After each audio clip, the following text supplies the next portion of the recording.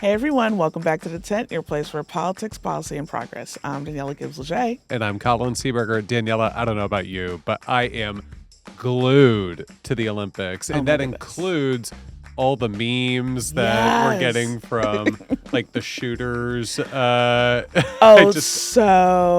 my God, so amazing. The content is gold. The content, yeah, no pun intended. The content is literally gold, and like TikTok is it's my For You page is just all Olympic memes. It's fantastic. It was made for this moment. It really, truly was. Well, we'll talk about the Olympics a little bit more in a bit, but in the meantime, I heard that you had a great conversation this week. I did. I talked to our CAP Action colleague, Mike Podhorzer, about Vice President Harris, J.D. Vance, and the extreme MAGA proposals for a second Trump term that are housed in Project 2025. Oh, well, that sounds like it is quite timely this month. I can't believe it is August, but we are just weeks away from the Democratic National Convention. But first, we have to get to some news.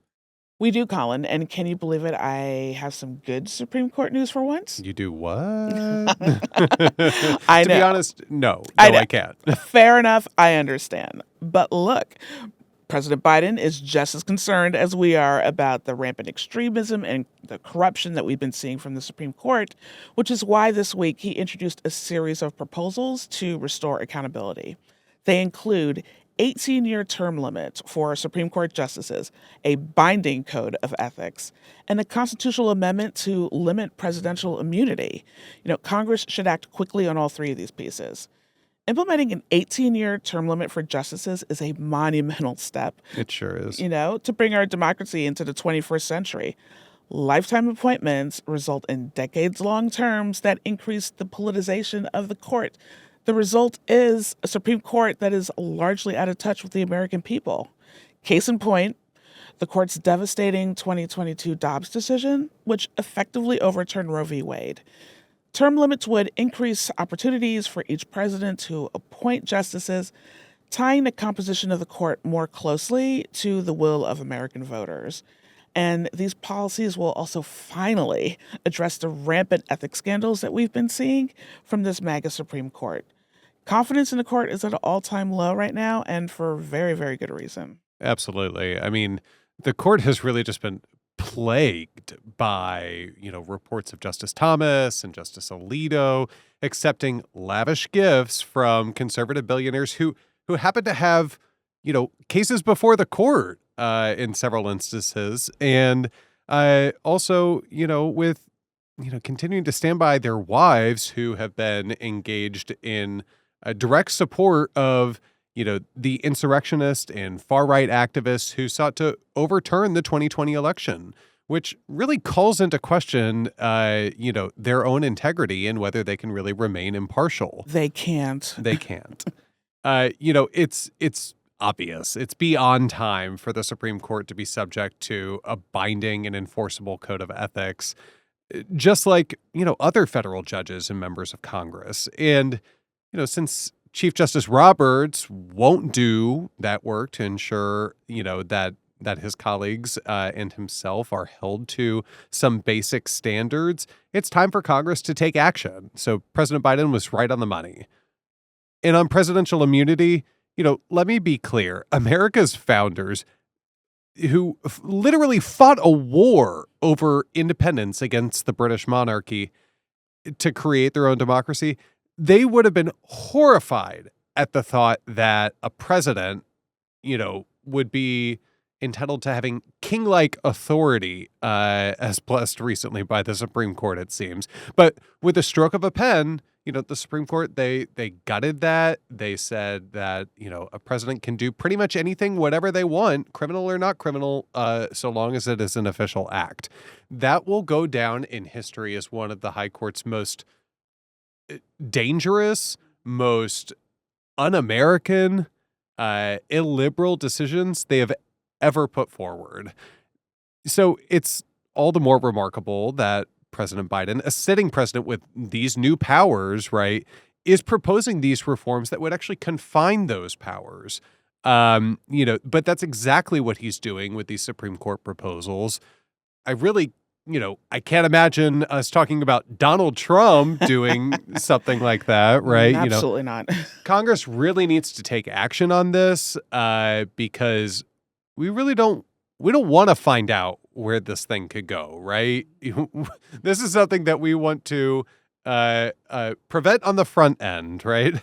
These radical justices are really, they're facing a reckoning of their own making, right? And it's them who really put their thumb on the scale for Donald Trump and MAGA extremism, making clear that they'll continue to be a rubber stamp. So President Biden's proposals, yeah, they would restore some basic guardrails, right, on our democracy so that they're finally held accountable. Now, that's a great idea.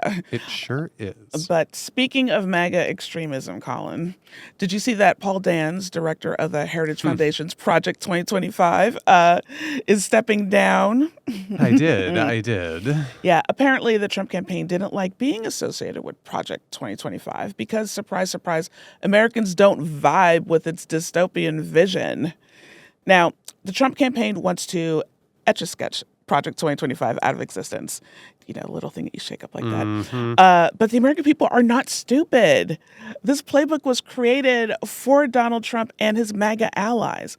More than 140 Trump associates have spent years developing this policy, explicitly for the purpose of exercising control over the American people if MAGA regains power.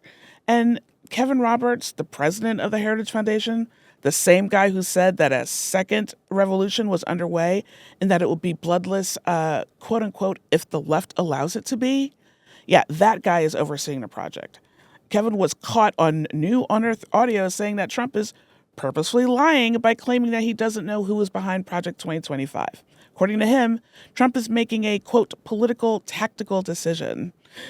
Too long didn't read. Project 2025 isn't going anywhere, folks, all right? So let's be clear. Hiding this 920-page blueprint from the American people doesn't make it less real. In fact, it should make the public more concerned about what else is Trump and his allies are hiding. That's exactly right. Yeah. J.D. Vance recently said Project 2025 had some good ideas. And he even wrote the foreword for the book authored by Roberts, the Heritage Foundation president who is now in charge of Project 2025. So the more Trump and the MAGA people try to bury this and pretend it never happened, the more I want to talk about it. I firmly believe they still want to implement most of the proposals in this playbook, which is why we need to keep bringing up all of the deepest, darkest ones to light. Totally, Daniela. I mean, they can try to put lipstick on a pig as much as they want to, but you know what? It still stinks. It's still a pig. So speaking of those far-right proposals, several of the folks who have authored Project 2025 are on the record and have endorsed multiple plans that would actually pull the rug out from Americans who want to retire with dignity. I'm talking specifically about a plan to increase the Social Security retirement age from 67 to 69. A new analysis from our colleagues at the Center for American Progress actually found that this plan would cut benefits for about 3 in 4 Americans, including all new retirees who would see their benefits cut by anywhere from 12.5% to 14.3% by the time the plan is fully phased in, based on, when you actually decide to start drawing down your Social Security benefits. Under this plan, the median wage retiree would lose between roughly about $45,000 to almost $100,000 over the course of a decade in terms of lost benefits. This is a plan that comes directly from the Republican Study Committee, which we know has the support and membership of about 80% of the House Republican Conference. In their plan, sacrifices retirement security of tens of millions of Americans, all because Republicans refuse to increase taxes on the wealthy to help shore up Social Security's finances.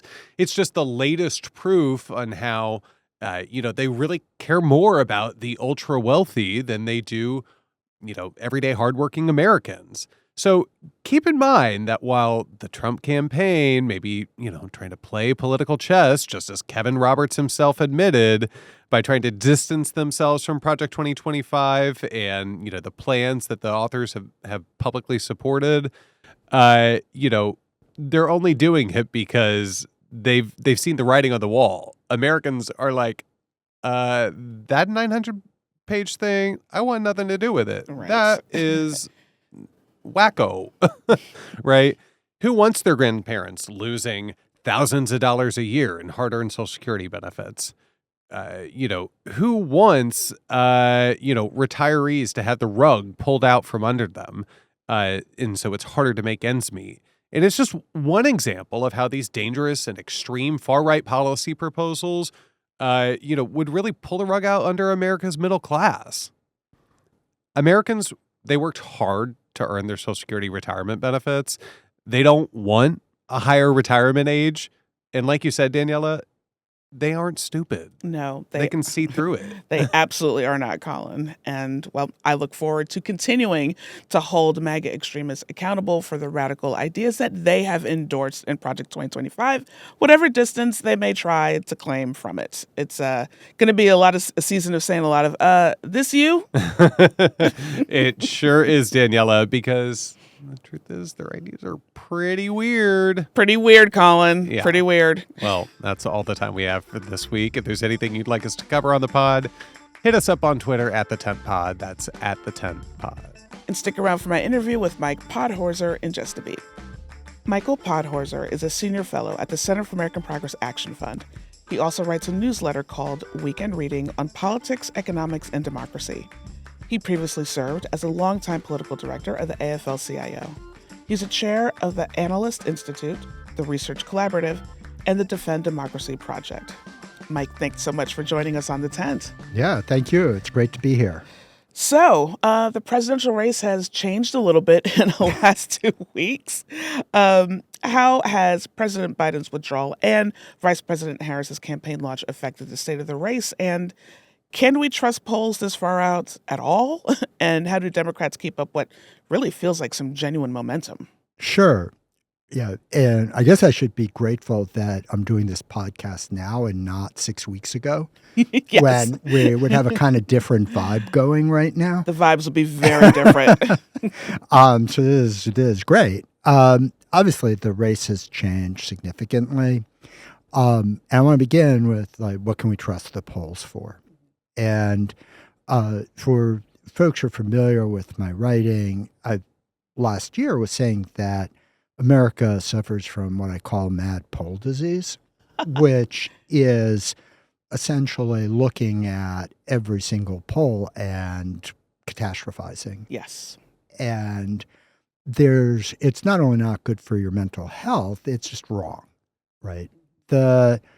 If what you're looking for is some sense of who's going to win in November, right? Because the polling can't tell us that, right?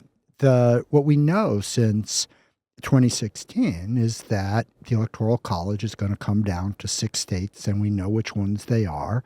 And we know that it's going to be within a point or two in each one of them, right? And so polls have margins of error, which are bigger than that. Right? It's like you are trying to use a magnifying glass to look at atomic particles, right? And you're not actually able to do that, right?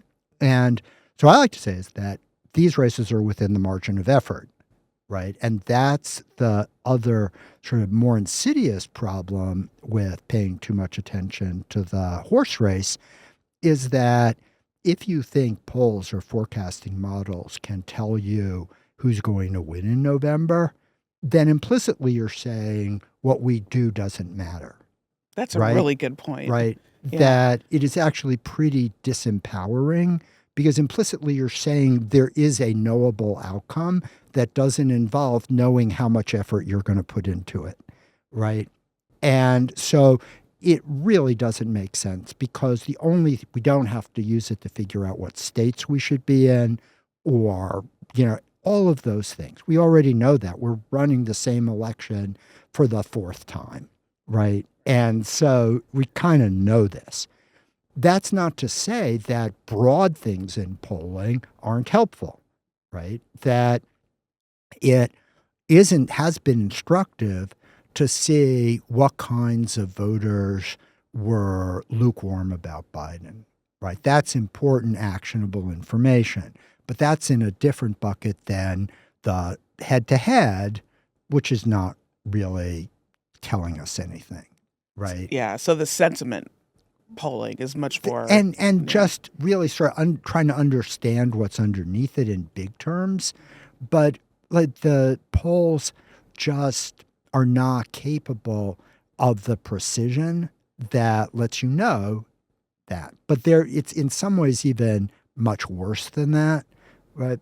Because if you think about all of the polling for the last, say, 15 or 20 years on abortion and Roe, right? That polling kept telling our politics that it was only a voting issue on their side, right? Right. And turns out that's not true, right? Yeah. And it's because when you ask someone the question, so-and-so wants to overturn Roe, if that respondent doesn't believe anyone would be crazy enough to overturn Roe, then no matter how much they try to imagine how they would feel after it, they can't actually do it. And not only that, they can't imagine how they'll feel when all their friends go ballistic over it, right? And so that's why sort of taking all this polling literally around what issue people, all these things, is more misdirection than direction, right?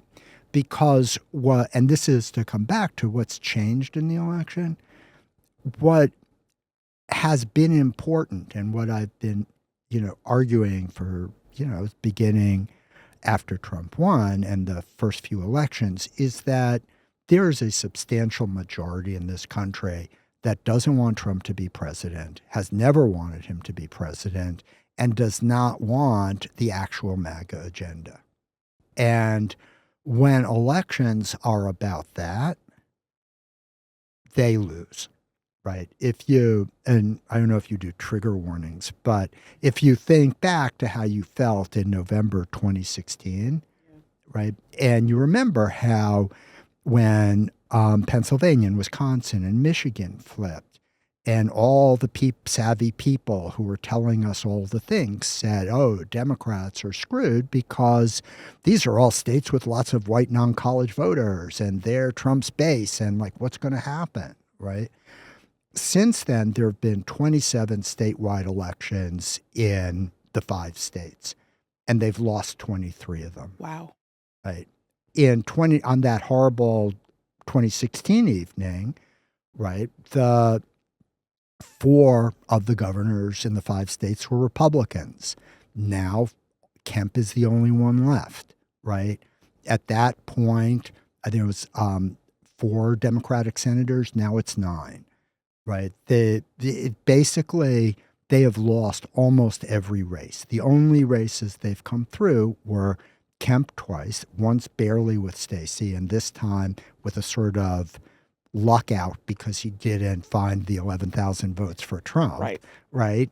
And the horrible, racist, $80 million dark money campaign against Mandela Barnes in Wisconsin that he almost won. Right. Right. Mm-hmm. So if the election is about Trump and the MAGA agenda, then that majority is going to show up again and he's going to lose. Now, with Biden, right, the problem was that his age was could legitimately seen by people as being disqualifying as well. Mm-hmm. And which is different from, I don't agree with Kamala about this policy. Right. You don't have to be bad faith to be worried about 4 more years of Joe Biden at that point. Right. Mm-hmm. That takes that off the table. Right. This is now not going to be an election about Joe Biden's age as the sort of counterpoint to Donald Trump's insanity and abortion bans and things like that. Right. So the polling so far, since Harris got in, has exceeded expectations generally for how quickly it's moved. But that's not really the most important indicator. The most important indicator is whether the stage is being set for October, where people will understand again that he really will do the abortion ban, that he really will take away pre-existing conditions and so forth, right? We now have a clearer feel to make for that clarity in October. Got it. I want to talk about something that we're all thinking now is the number of people who are vying to be Vice President Harris's vice presidential nominee. They all stand in very stark contrast to Trump's pick, one J.D. Vance.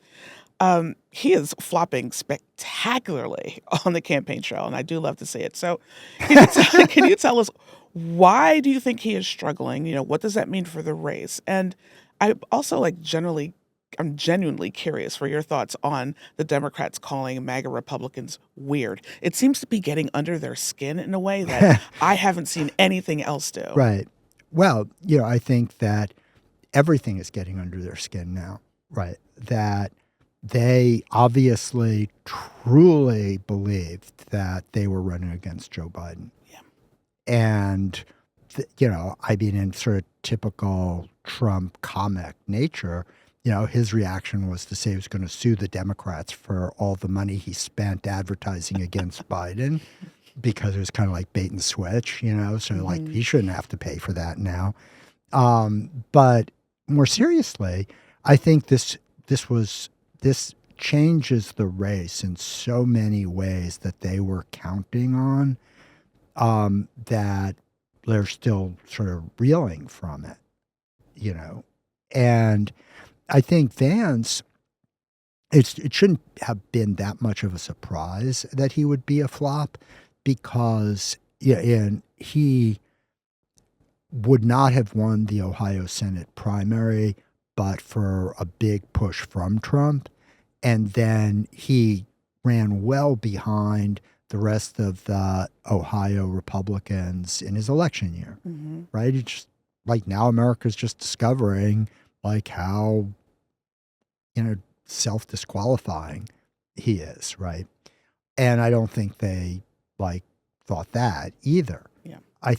But I do think that it was an understandable pick on their side in a way that has eluded the coverage of it, because right now I think it's kind of like, what was he thinking, right? But I think that the reason that a big part of how he got the nod is the set of sort of Peter Thiel, Elon Musk, all the Silicon Valley crypto billionaires, of which Vance is really in that camp. He's their person in the room, right? And here he is their guarantee that if Trump dies or whatever happens, or the next up for the president, that it's someone who's solidly going to be looking after their interests. And given how much you probably have talked about it on another podcast, but remember when Trump at a fundraiser told the oil companies, give me $1 billion and I'll do your agenda. Well, this is that kind of transactional thing, right? The Musk is saying that he's going to do millions of dollars. That's what this is about, right? And you saw that the deep fake that Musk got 100 million views on Twitter for, right, about sort of mocking Harris, right? That they're in it to win it, and that's where Vance comes in. Yeah, it's like they did vet him, they didn't vet him. It's pretty remarkable. Yeah, but remember too that when you say that, there's no one who is being considered who hasn't said some really bad stuff in their career. That is true. Right. That is very true. It's not like John Sununu was on the short list, right? Or Larry Hogan. Right. Accurate. The word vetting means something very different. Yeah. In right. The Trump It's like, world. did they ever say anything sympathetic to women? Right, exactly. Right? That could be a non-starter. That's disqualifying. Yeah. So we learned this week that the Trump campaign is really trying to distance itself from Project 2025 because it is frightened by the public's reaction to this authoritarian playbook. Now, while they're distancing themselves from the project itself, they're still charging full speed ahead with many of its terrible policies. Can you talk a little bit about why or how deeply unpopular these proposals actually are and what they tell us about what MAGA Republicans would actually do with the second Trump term? Sure. It's a really important question because I think there's a way in which we could misplay it. The Project 2025 is horrific. And if anything like it were even attempted comprehensively, it would represent the biggest departure from what we've all thought America was for our whole lives, right? Right. And so because of a lot of great work Cap's done and many others, that's gotten out to the public, right? And so it now really is a terrible brand.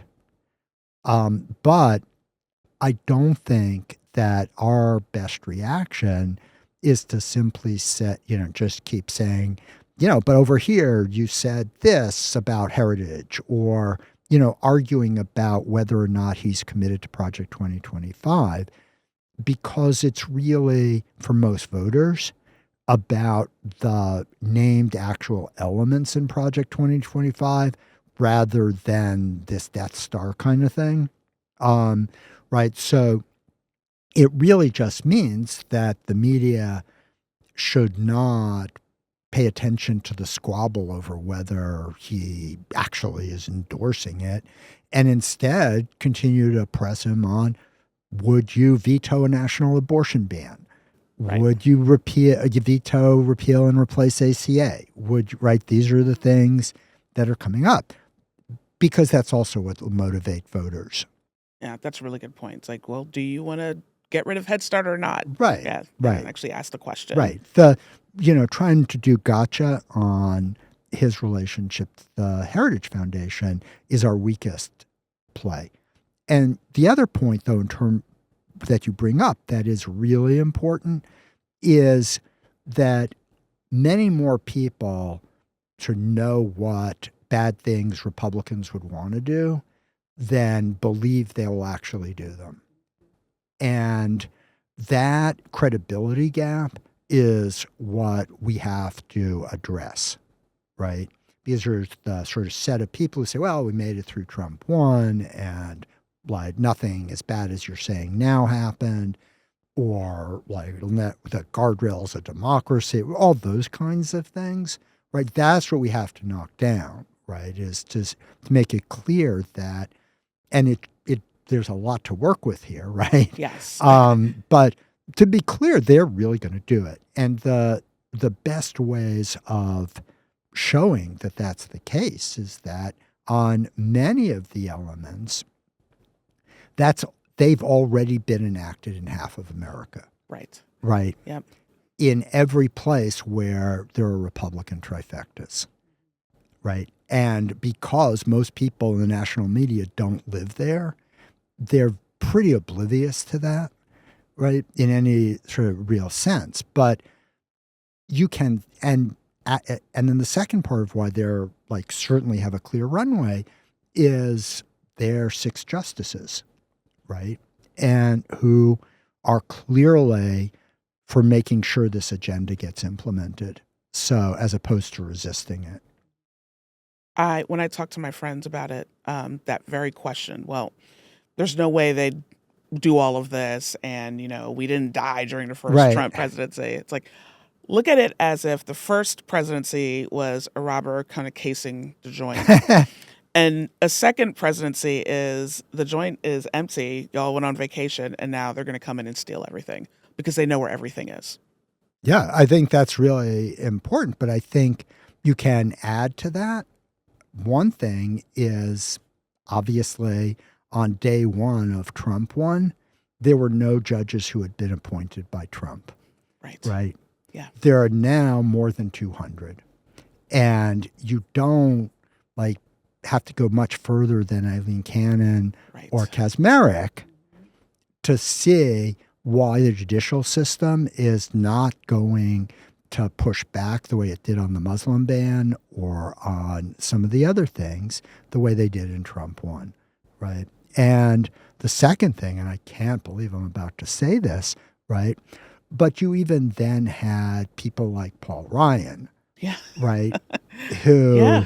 were, and McCain, Mm-hmm. right?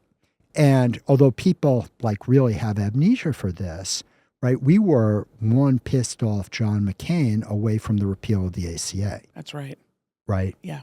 And like they don't have that problem anymore, right? So, yeah, like every state where they get a trifecta, you get like 6-week abortion or whatever, like you get stand your ground, you get, all like open carry, you get like, it's like a whole package of things that they do whenever they get power. And so if they come back and have power, I'm not exactly sure what your interlocutor is thinking is going to hold them back. That's a really good point. So you spent many years in the labor movement, and I wanted to ask you about unions and their role in this race. Vice President Harris has helped lead one of the most pro-union administrations in history.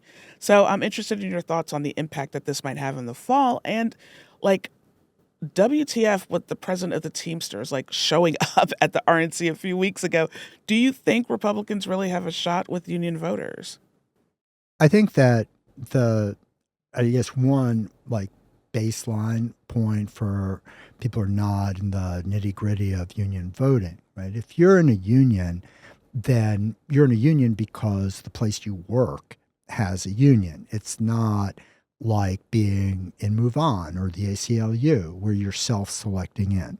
So it's always been the case that maybe a third or so of union members have voted for Republicans, and because that's who they are. But that's about 10 points less than people who have the same demographics and people who have the same kind of jobs that are not in a union. So union voters are much more democratic, but they're going to be Republicans because you're not joining because you're a progressive, right? I think that for almost all unions that were understandably at best lukewarm, and some of the most conservative sectors like the building trades have really changed dramatically because of all the infrastructure spending and just how much better they see things being. And I think given the number of union members, especially in Michigan and Pennsylvania, it should be decisive.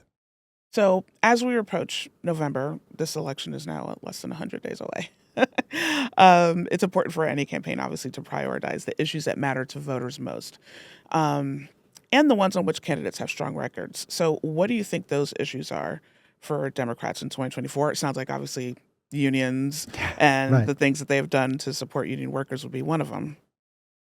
So I think that the thinking about, this question that in terms of issues is not the best way. Okay. Right? I think because if you divide the potential electorate into people who always vote and people who sometimes vote, right?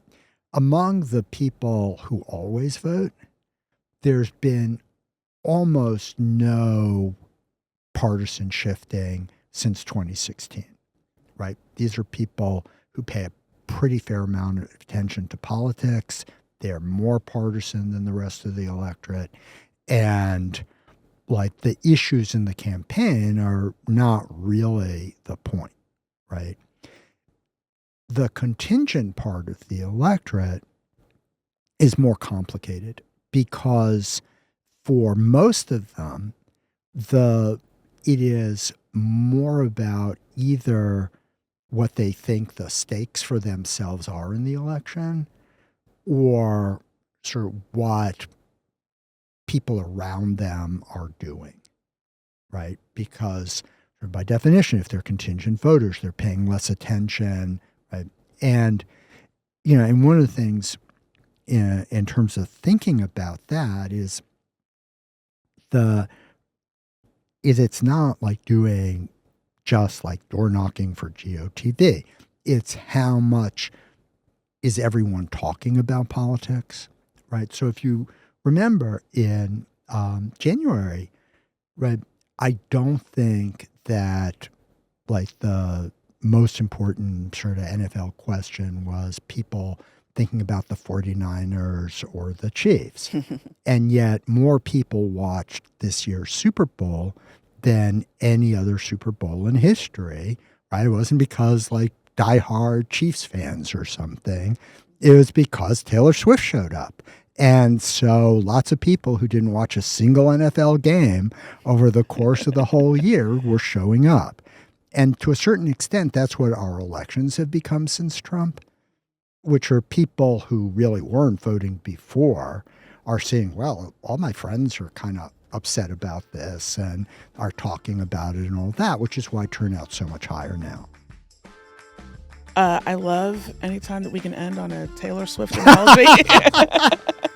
So, Mike, I want to thank you so much for all the work that you do, and thank you for joining us on the time. Oh, yeah. Thank you. It's been great to be here. Well, folks, that's it for us today. As always, please go back and check out previous episodes. A reminder that we are still collecting your submissions for Song of the Summer. May I suggest Femininomenon after, yes. now that we have a woman on the ticket for yes. the Democratic Party? You may indeed suggest that. That should definitely make it. Thank you. But we want to get you all a playlist in case you happen to be traveling, on an airplane somewhere at the end of the month towards like the Midwest and Chicago. So, the Olympics, Colin. Yes. I love the Olympics. I mean, what is there not to love? I get so like into it that I didn't watch The Bachelorette this week because it's just all Olympics. And I'm generally a patriotic person, but like now I'm like super patriotic. Yeah. Although my child was like, I thought you were rooting for France. I was like, that's in certain situations. Can we talk about the opening ceremony? I mean, where do we begin? I don't know. I feel so bad for Paris because I'm sure, as our listeners remember who tuned in, it was like a torrential downpour. Yes. But I also thought it was so fun. I thought it was so Parisian, very French, so camp. Yes. Like the Marie Antoinette, hard rock ballad, the Celine Dion performance was just epic. She was incredible. I was weeping. Yeah. I will say the one thing that was kind of weird for me was Rafael Nadal was holding the Olympic torch right before the cauldron was. I was not the cauldron, the hot air balloon. Right. Which I'm also not really sure how I feel about. But I was kind of wait, I'm surprised that they didn't keep it in the French family. No, it's they wanted to, I think, recognize some great Olympians. Yes. And, Rafa is definitely towards the end of his career, so I thought it was a nice touch. But yeah, the opening ceremony was a lot. It was over the top, as you say. It was very, very French. And I mean that in all the best ways possible. Yes. And the people who are freaking out about, I can't, the Greek myth. I can't deal with people not understanding the history behind the Olympics, where it comes from, Greek mythology, all of that. So, or the right-wing MAGA folks who are losing their minds because of people dressed in drag throughout the opening ceremonies. I'm just hush. Take a seat. Just hush. Just be quiet. Okay. So gymnastics. Yes. Amazing. I mean, I don't even know where to begin because the men's team securing a bronze medal. I mean, it was such a huge moment, right? Mm-hmm. And Paul Judah and Frederick Richard were unbelievable in their consistency. They were just so clean. But we gotta say, Steven. Steve. Oh my goodness. Mr. Pommelhorse. Everybody loves Steven. Stole our hearts. He really did. The Mr. Steal Your Girl with his glasses and Clark Kent, as people were calling him. Yes. I love it. So if you aren't following the Olympics, like Steve has one discipline, and it's the pommel horse. And he's incredible. Like So good. amazing. And like just stuck the landing. I think this is their first team medal in a long Since time. 08. Yeah. And yeah, it was since 08, I believe. And then I think it was like their second in like 20 Olympics or something like that. Yeah. The last 20 Olympics or something. This team is remarkable, and what's like even more remarkable is that they're young. Yeah. They're so young, so like the potential for them to like grow and be even more amazing is there, and it's great. I mean, I feel like we're going to be talking about Freddie for many, many years to come. I think he's got like some real power and potential that he's only going to build on coming out of this success that he saw in Paris. But we also have to talk about the women's team. I mean, Yes.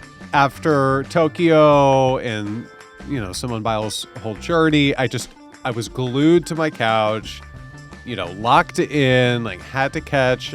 How did it go? And boy, she did not disappoint. Not at all. They were all so wonderful, Yeah. and like Suni Lee, like I mean, her whole Suni. the she went through like a pretty debilitating kidney disorder, like to the point where she didn't think she was going to be able to compete again. Yeah. And she was on fire. So good. It I mean, was even so stepped great. in to. So Jade Carey was dealing with some sort of sickness over the course of the past 2 days, and Suni stepped in and did the floor routine like she was not expected to, and yeah, she got the job done, man. Yeah. She was just so good.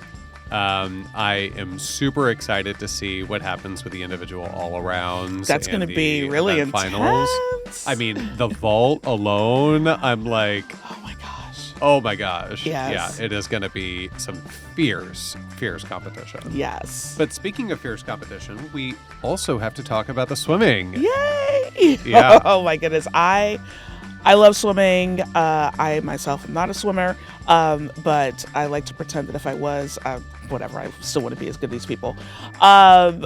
It was the stories behind some of these athletes from America. It's like they always like want to tug at your heartstrings. Sure. Like, but it's just remarkable, like how much work and effort and discipline. And especially in swimming, when you have to do it so early in the morning. So early in the So morning. early in the morning. Grew up as the swimmer. Oh, so you know. So early in the morning, multiple times a day, every single day. Yeah, it's a lot. It is a lot. What was your favorite race thus far? Gosh, I think my favorite was the men's 100-meter breaststroke. Mm-hmm. So I hate breaststroke. That was like the one stroke that I was like always terrible at. Like I do the IM and It I'd be doesn't like, look easy. no, I'd be like half a pool length ahead of people after the flying back, and then like turn to the freestyle as the fourth stroke, right? And I'd have like everybody having already caught up to me. But so the 100 breast was unbelievable. Like, I think it was like the top 4 or 5 finishers all finished within like 6/100ths of a second of one another. Yeah. Adam Peaty, who is the former gold medalist from both Tokyo as well as Rio, he actually turned out to have COVID. He announced the day after the final, but he has basically won like every 100-meter breaststroke at like a world level competition for literally like almost a decade. Wow. And he lost. He tied with Nick Fink for second. Yeah, I mean, that just like totally threw me off guard. I was like, oh, of course Adam Peaty's going to win. So, yeah, I mean, it was a ton of fun to see. The relays have been incredible. And then also, it was really fun to see Caleb Dressel was there, and he recently had a kid about 6 months ago, and like so cute. his wife cheering in the stands. I mean, I can't get over everybody in the crowd too, both at gymnastics and at swimming. Like, Snoop Dogg's there. I saw Oh, my Tom goodness. Cruise, others. Like, Yes. everybody's just having the best time, and that's It's just one more reason to love the Olympics. What about you? Seriously. What was your favorite race? Honestly, my favorite thing was Snoop Dogg getting in the pool with Michael Phelps. Yes. I'm like, this content, just injected into my veins. It was so good. And also, I was like, oh, Snoop kind of has a swimmer's body. He wasn't joking. All right.